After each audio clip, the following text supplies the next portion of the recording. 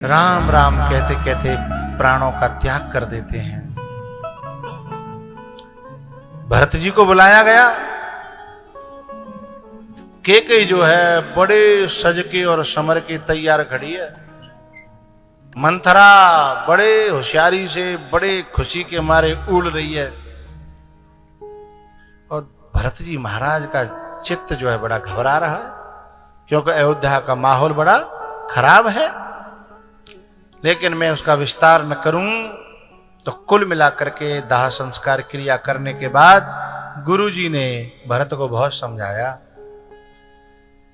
कि पिता की आज्ञा का पालन राम कर रहे हैं और पिता की आज्ञा का पालन आप करो। तब भरत जी ने कहा, एक बात बताओ, क्या मेरे पिताजी यही चाहते थे जो हो रहा है?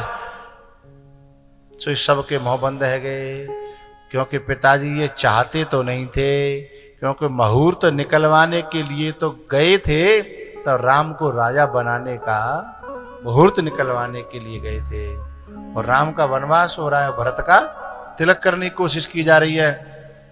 तो बोले, जब मेरे पिताजी के मन का मनोरथ ये नहीं था तो हम ये कैसे मानने को उनकी आज्ञा है? ये यदि कोई व्यक्ति का भीतर मनोरथ वो न हो और वो आज्ञा देनी पड़ रही हो तो उसे आज्ञा नहीं कहते हैं।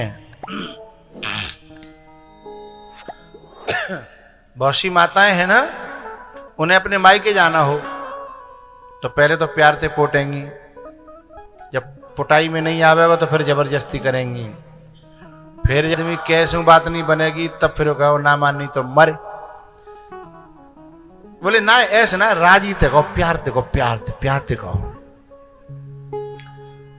अब जो दिल में प्यार छोड़ो हो तब तो खोट खोट के बाकी खोपड़ी तो, और फिर क्या करी, प्यार से कहो है?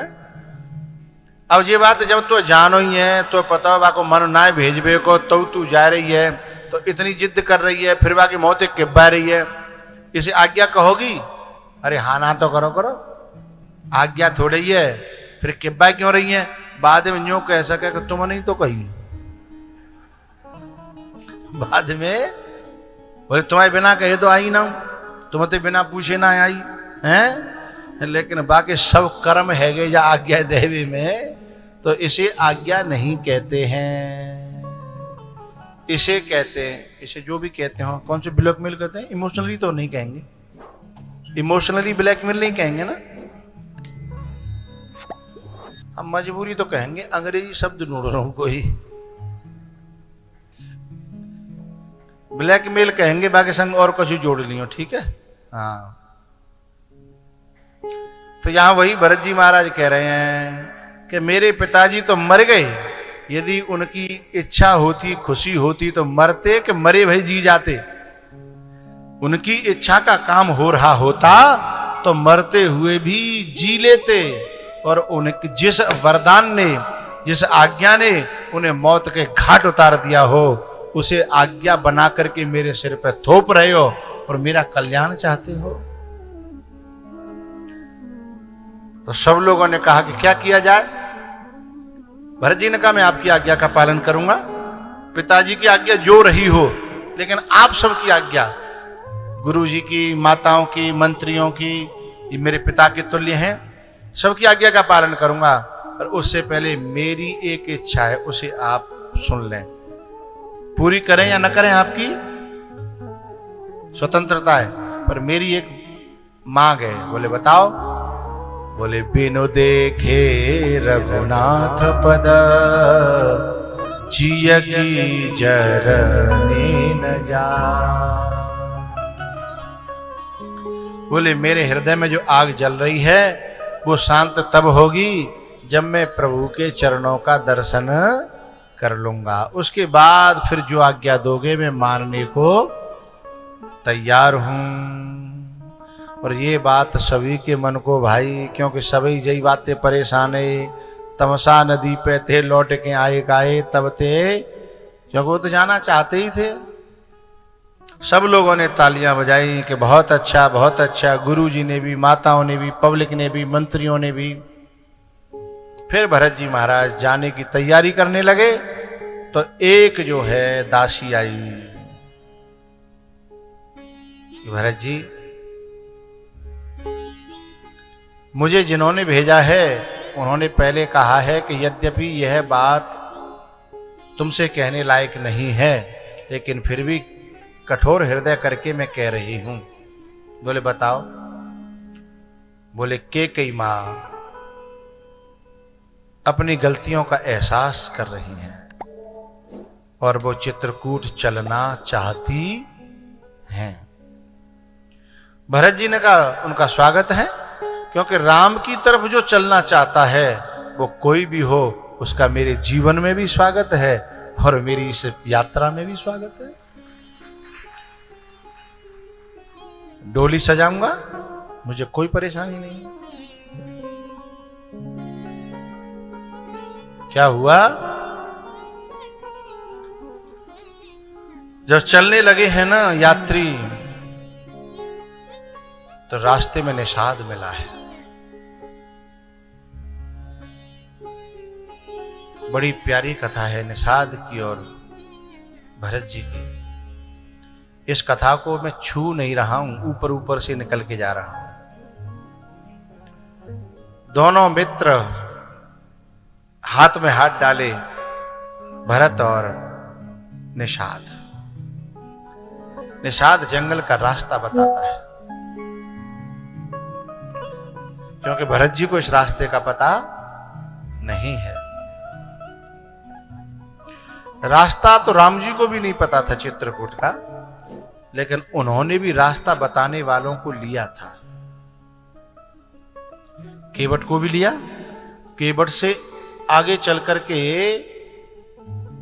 प्रयागराज में जो भरद्वाज जी थे ना, उनके शिष्य थे, और भरद्वाज जी से राम जी ने रास्ता पूछा था। कहु नाथ हम के ही मग जाहि।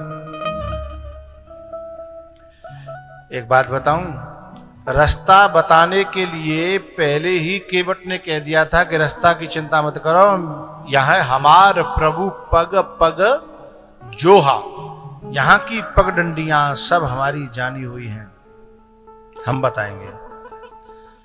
लेकिन केवट के रहते रहते फिर भरद्वाज जी से भगवान रास्ता पूछ रहे, तो केवट को कैसा लगा होगा? केवट के रहते हुए ठेकेदारी लेने के बाद फिर रास्ता पूछ रहे हैं, और केवल रास्ता पूछा ही नहीं। जब भरद्वाज जी ने अपने जो शिष्य थे उन सबको आवाज लगाई, इधर आए सभी, जितने भी ब्रह्मचारी हैं, जितने भी संतगण हैं, विद्यार्थी हैं, पढ़ने वाले, सभी इधर आ जाएं। सब दौड़े दौड़े चले आए। 50 आए। कितने? 50।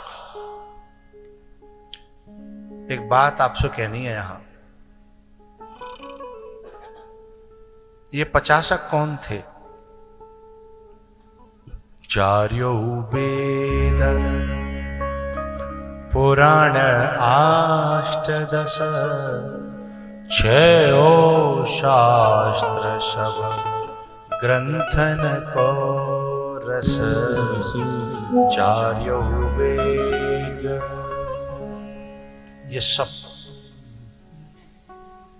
विद्यार्थी का रूप धारण करके और उस आश्रम में आनंद ले रहे थे, राम जी का इंतजार कर रहे थे। और जैसे ही राम जी आए, बोले हमारा रास्ता देखा हुआ है, मैं जाऊंगा, मैं जाऊंगा, मैं जाऊंगा। लेकिन भरद्वाज जी ने उन सब में से पीछे हटा करके उनमें से, तू आजा, तुम भी आओ बेटा, तुम इधर आओ, अच्छा तुम इधर से निकल गया, आओ। 4 छांटे। बोले सब में से 4 छांटे? बोले हाँ, ये 4 वेद हैं, ये 4 वेद हैं। और परमात्मा भी ये बताना चाहता था कि यदि जीवन में तुम्हें कोई रास्ता पकड़ना हो तो जो रास्ता वेद दिखाएं उस रास्ते पर चले जाना।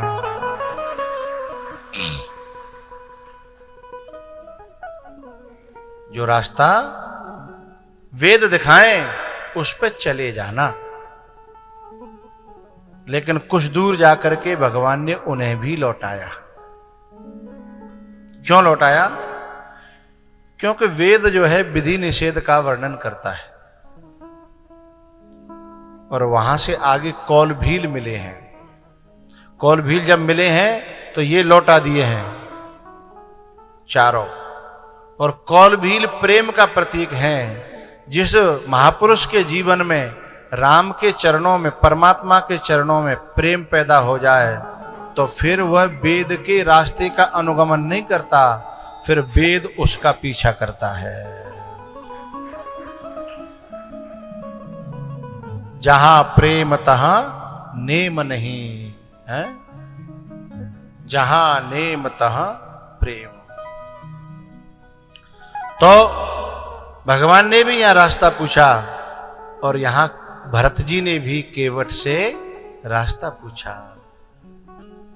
केवट और भरत चले जा रहे हैं, और जैसे चित्रकूट के पास पहुंचे तो केवट ने कहा, भैया देखो वो थोड़ा सा ऊंचा चढ़ गए टीले से पे, और वहां से दिखाया वो पेड़ खड़े हैं ना। चित्रकूट पे जब कथा हुई थी हमने बताया था लोगों को कि राम घाट पे सभी लोग रुक गए थे, और वहां से जो परिक्रमा बनी हुई है कामता नाथ की है, उस परिक्रमा में उस रास्ते से होते हुए केवल भरत और केवट ये दोनों जो है उस जगह तक गए हैं जहां राम और भरत का मिलन हुआ है।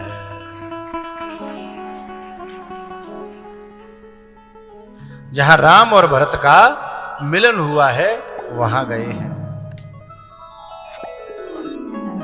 और वहां से भरत जी महाराज ने दंडवत करना प्रारंभ किया है।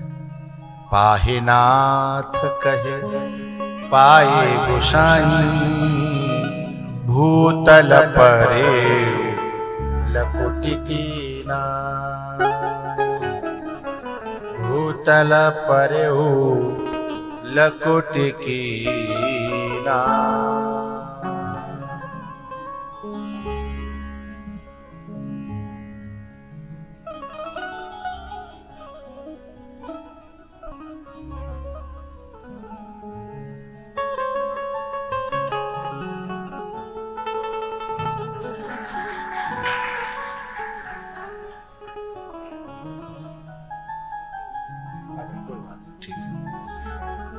अरे आप आ गए तो हम समझो महाराज जी आ गए हैं। आप आए बहुत अच्छा लगा। कोई अर्जेंट मीटिंग आ गई होगी तो महाराज जी नहीं, लेकिन आचार्य जी भी भाई किसी का कोई प्रतिनिधि आए तो लगता है वही आ गया है।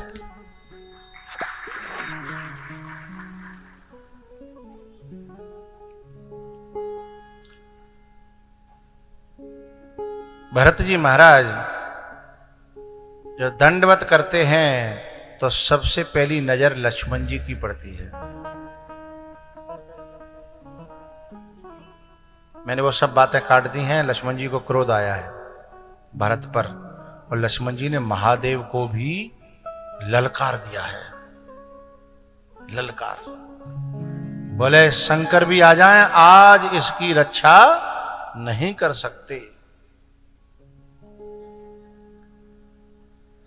तो राम जी ने कहा था भरत ही होई न राजमद, विधि हरि हर पद पाए, कबहु की काजी सी करने क्षीर सिंधु बिनसा।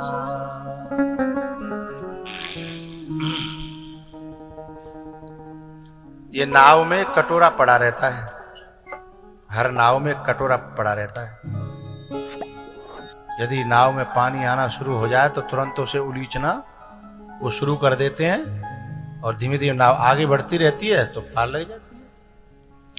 लेकिन वह कटोरा से नाव का पानी तो उलीचा जा सकता है, समुद्र का समुद्र का पानी नहीं उलीचा जा सकता। हैं। तो ऐसे जैसे उन कटोरों से, उन कटोरियों से समुद्र का पानी नहीं उलीचा जा सकता, ऐसे ही भरत जी जैसा सागर इन छोटी छोटी बातों पर मद नहीं कर सकता, अहंकार नहीं कर सकता।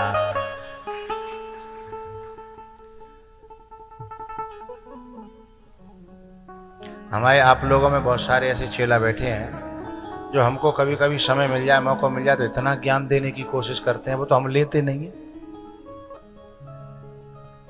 इतना ज्ञान देने की कोशिश करते हैं, बताओ ये सब ऐसे बिगड़ रहो है, यूँ बिगड़ रहो है, जाको ख्याल राखो करो, या सामान को ध्यान राखो, इतना आए रहो है, जाको जी इतना सामान आ तो कहाँ भी ये सब बर्बाद है रहो है, यूँ करो त्यों करो, व्यवस्था बनाओ।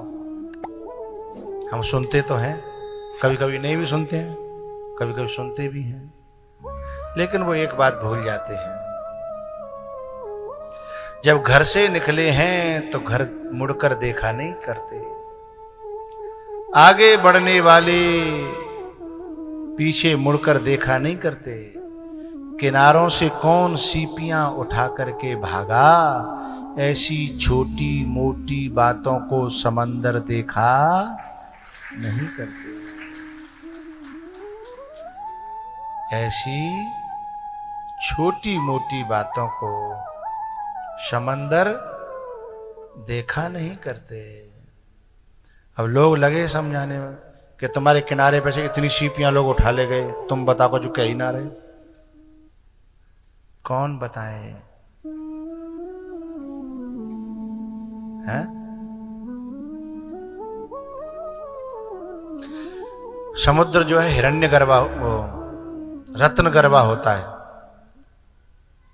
उसके गर्भ में इतने रत्न हैं, और यदि सीपियों के लिए वो लड़ने लगा तो उसकी समुद्रता, उसकी गहराई, उसका सागरपना समाप्त न हो जाएगा। तो हम तो है ही गड्ढा, लेकिन समुद्र से भी कहते हैं कि तुम भी नेका तो गड्ढा बनो, जो समुद्र बन रहे हो, कचूना धरे हो समुद्र बनवे में। हमें देखो हम गड्ढा बने हैं, एक बूंद पानी ले जाके दिखाया हम पे थे। भैया हम पे तो कोई एक बूंद पानी ना ले जा पा रहे, तैते तो हम गड्ढा हैं। सागर के यहाँ कितने बादल आते हैं, वो सब को वो जल दे देता है कि लो बांटो, लो बांटो, लो बांटो।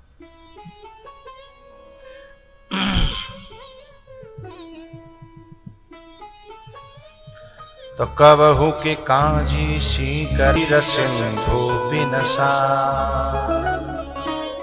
क्षीर सिंधु बिनसा।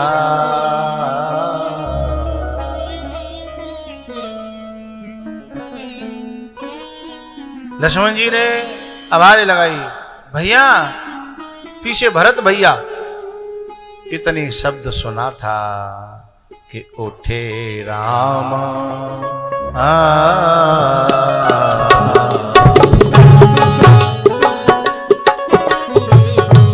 उठे राम सुने प्रेम अधीरा,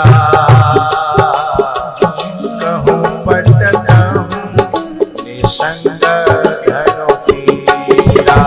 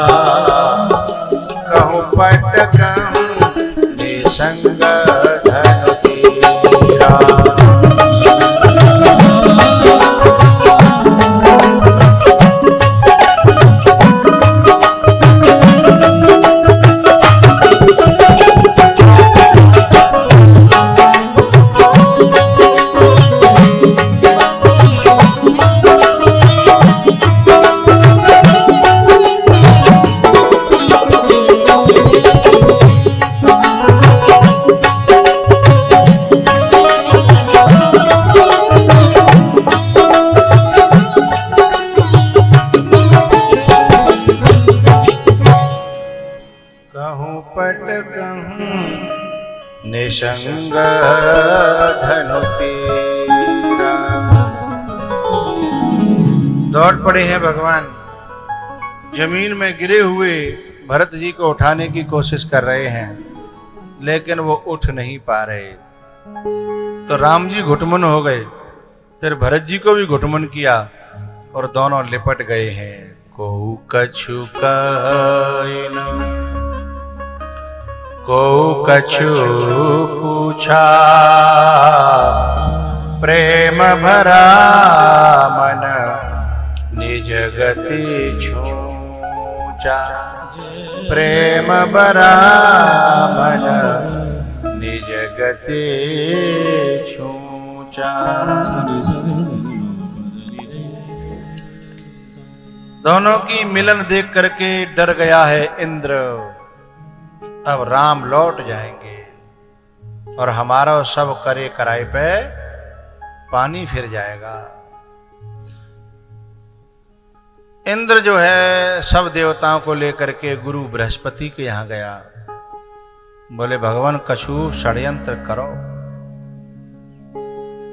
नहीं तो भरत जी लौट जाएंगे, वो राम जी लौट जाएंगे, कुछ तो करो। तब फटकार लगाई है गुरु जी ने, ए 1000 आंख के अंधे, लोचन सहस न सूज सुमेरु। 1000 आंख होने के बावजूद भी तुझे सुमेरु पर्वत दिखाई नहीं दे रहा। बोले महाराज इतने प्रेम में दोनों हैं, ये तो राम जी तो मना ही नहीं कर पाएंगे। बोले तुम राम जी को तो जानते हो, पर अभी भरत को नहीं जानते हो। भरत ही जान राम परे छाई। भरत जो है राम की परछाई है, उसका अपना कोई भी वचन, निर्णय, मान्यता, विचार, संकल्प कुछ नहीं है। भरत का तो एक ही संकल्प रहता है, जेहि विधि प्रभु प्रसन्न मन होई, करुणा सागर कीजिए सो।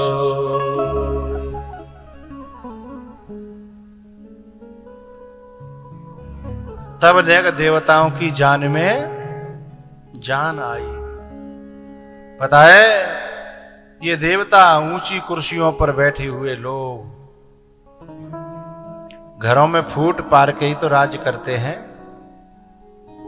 तो घरों में फूट डाल करके जब राज्य करते हैं, जब फूट पड़ जाती है तो लगता है कि अब ठीक है, लेकिन जब घर में फूट नहीं पड़ती और घर में जब बहुत प्रेम और बहुत एका हो जाता है, तो इन्हें लगता है कि अब जे एक है गए तो हमारो मामलो गड़बड़ है, हमारा काम बिगड़ जाएगा।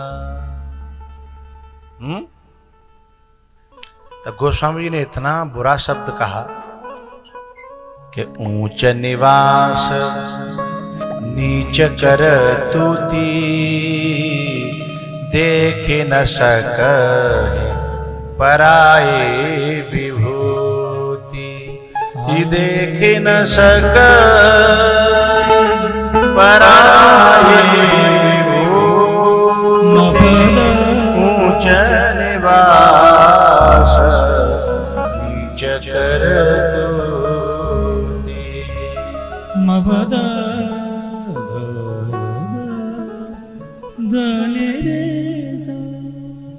सभा हुई, सभा में अनेकों बातें जब हुई, इतने में दूसरी तरफ मालूम पड़ा कि कौन आ गया, जनक जी महाराज। पूरे समाज के साथ जनक जी महाराज आए हैं। बैठकें हुई हैं, कई बातचीत हुई है, और जो जनक जी की पत्नी है सीता जी की मां, नाम क्या है, सुनैना, और वो भरत की हालत देख करके आई हैं। रात को अपनी बेटी से मिलके आई हैं जनक जी के पास अपने टेंट में। तो जनक जी से एक बात कहती हैं, बोले मैंने एक ऐसे महान आत्मा को देखा है कि मैं उसके बारे में निर्णय नहीं कर पा रही हूं कि ये वो ऐसा है या वो वैसा है या वो ऐसा है वो कैसा है। बोले किसकी बात कर रही हो? बोले भरत की। बोले मैंने ऐसा व्यक्तित्व जीवन में पहले कभी नहीं देखा। क्या आप मुझे भरत की चर्चा, भरत की कथा, भरत की महिमा बता सकती हो? जनक का उत्तर तो देखिए। बोले देवी मैं तो क्या, शेष भी, सरस्वती भी, ये जितने ऋषि मुनि संत महात्मा सब मिलके भरत की महिमा को बखानने की कोशिश करें तो अभी नहीं कर सकते। मेरी तो फिर औकात क्या। मैं धर्म के, नीति के, ज्ञान के बड़े से बड़े उलझे हुए प्रश्न को सुलझा सकता हूं, धर्म के, नीति के, ज्ञान के, लेकिन मैं भरत की महिमा नहीं बता सकता। बोले जानते नहीं हो? बोले जानता भी नहीं हूं। बोले कोई नहीं जानता? बोले तीनों लोकों में एक व्यक्ति है जो भरत की महिमा को जानता है। तो बोले विनय पर सुनवाए दो। बोले वो भी केवल जानता है, कह नहीं सकता। बोले वो कौन है? बोले राम। भरत महा महिमा सुनो रानी, केवल जानहि राम पर न सकहे बखान। जानहि राम न सकहे बखान। भरत महा महिमा सुनो राम, न सकहे बखान। मम पद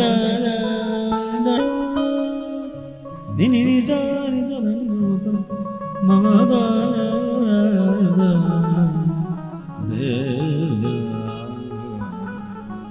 वहां जो सभाएं हुई,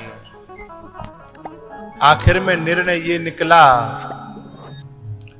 राम जी ने कहा कि मैं ये स्वीकार कर लूंगा क्या राज, लेकिन 14 वर्ष तक ये राज्य भरत को संभालना पड़ेगा। फिर मैं आऊंगा, अपना राज्य स्वीकार कर लूंगा। ये चित्रकूट की जो बैठकें हैं ना, ये बड़ी उलझी हुई बैठकें थी। उनमें उलझ जाएं तो फिर निकल ना पाए। आखिरकार जो है भरत जी महाराज ने खड़ाऊओं को लिया है और खड़ाऊओं को गद्दी पे रखा है। किसी ने कहा गद्दी पे क्यों रख दी है? बोले इन खड़ाऊओं में मैं खड़ाऊ नहीं देख रहा हूं, ये अस सुख जस सिय राम लहे ते। ये मैं सीता राम का दर्शन कर रहा हूं, इसमें मैं इनमें खड़ाऊ नहीं देख रहा। भरत वो तत्व है जो जड़ में खिलेता है और हम वो तत्व हैं जो चेतन में भी जड़ देख लेते हैं। जो काठ में राम देख लेता है, जो काठ में राम देख लेता है, और हम तो वो हैं जो राम में भी राम न देख पाए। भरत जी महाराज खड़ाऊ लेकर के लौट रहे हैं। जो माताएं थीं, अब यहां जो वियोग हुआ है ना, आहा, बेटी का और मां का, बेटा का और मां का, भाई और भाई का, कितने वियोग यहां हुए हैं। एक बेटी घर में विदा होती है तो कैसा माहौल हो जाता है, और यहां इतने वियोग। और बेटी जब विदा होती है तो उसे पता है दसई है, लेकिन यहां कितने दिना की दसई है? 14 वर्ष की दसई है? बहुत करुणामय दृश्य था।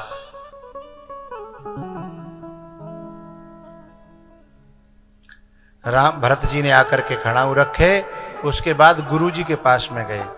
आपकी आज्ञा होए तो मैं नंदीग्राम में कुटिया बना करके, गड्ढा खोद करके, मैं भी प्रभु की तरह अयोध्या की देखभाल करते हुए साधना करना चाहता हूं। आपकी आज्ञा होए तो। गुरुजी ने आज पहली बार एक बात कही, अब तुम्हें मेरी आज्ञा की जरूरत नहीं है। मैंने तुम्हें बहुत आज्ञाएं दी जब तक समझा नहीं था। अब मैंने समझा है कि तुम समुझब, कहब, करब तुम जोई। धर्म सार सब होए हैं सोई। वो धर्म नहीं होगा, मैं तो धर्म में ही अभी उलझा हुआ हूं, लेकिन तुम्हारा जीवन परम धर्म है, धर्म सार है। सार का मतलब होता है रस, गाजर और गाजर का रस, मौसमी और मौसमी का, यानी जिसमें त्यागने योग्य कुछ रह ही नहीं जाता है। धर्म में तो बहुत कुछ,